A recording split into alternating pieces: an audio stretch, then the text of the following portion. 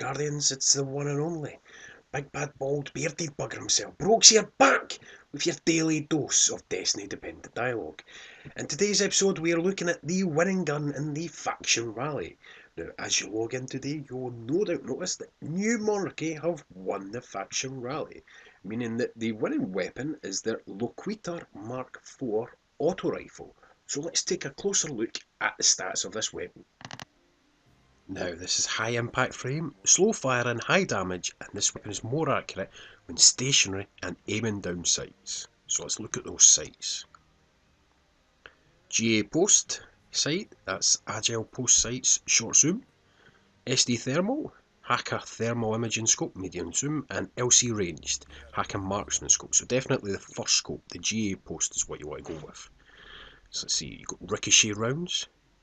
Upended magazine, increases magazine size but reduces stability, which is what you want on an auto rifle. Or alloy magazine, faster reloads when that magazine is empty. So you definitely want ricochet rounds. And then you've got high impact reserves. Rounds at the end of the magazine deal more damage. Now, overall, this gun, it could do with more stability. Like, with it being a slow firing weapon, you need high stability, definitely. So let's take it into the Crucible.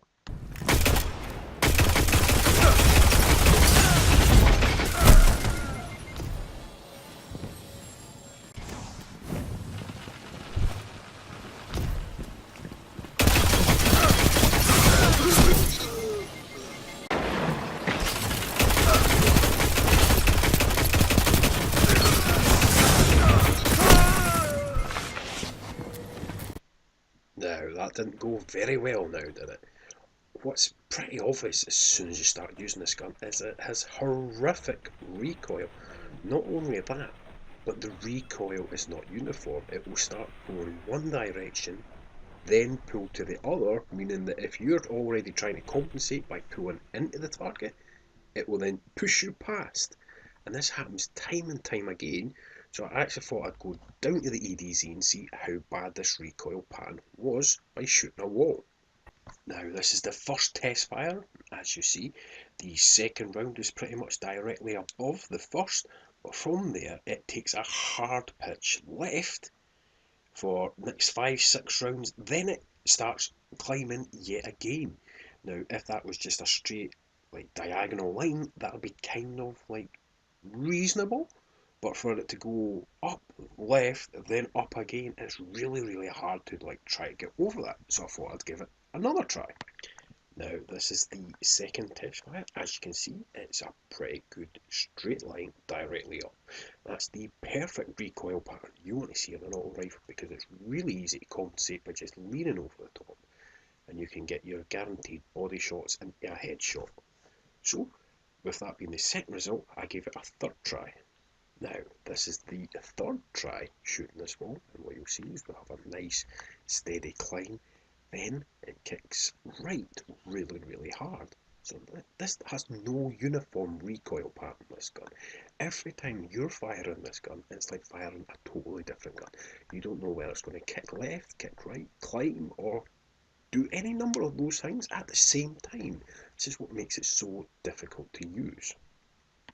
Now if we go deeper into the actual analytics of the gun, you can see that because it's a 360 RPM, that's rounds per minute, with the headshot damage being 25, body damage being 21, which is quite good for an auto rifle.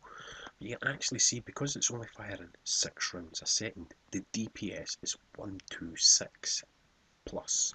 Now if you compare that to something like the Forward Path, of which I've done a video on, the DPS in that gun was 130 plus, and it was way more stable, and it had intrinsic perks that helped it almost shoot like a laser beam when they first pull the trigger. These underlying statistics mean this gun is terrible in the Crucible. Now, in conclusion, I'm going to rate this gun an F tier gun. There is no need to get this. There's definitely no need to pay 50,000 glimmer for it if you back the wrong faction. Now, problems with this gun are it's got high recoil. The gap between rounds is so high that it's really hard to get over the top and compensate. The other problem with that is it's got unpredictable recoil. You don't know where that's going to go, so you can't brace yourself. It's not like the type of gun where you know it's going to climb every time. Also, It's got low DPS, meaning its time to kill is far higher than it should be, especially for such an unresponsive and unwilling gun. And lastly, these sights are too small and too thick. They obscure targets, meaning you constantly have to zoom in, zoom out, just to see where targets are on the map.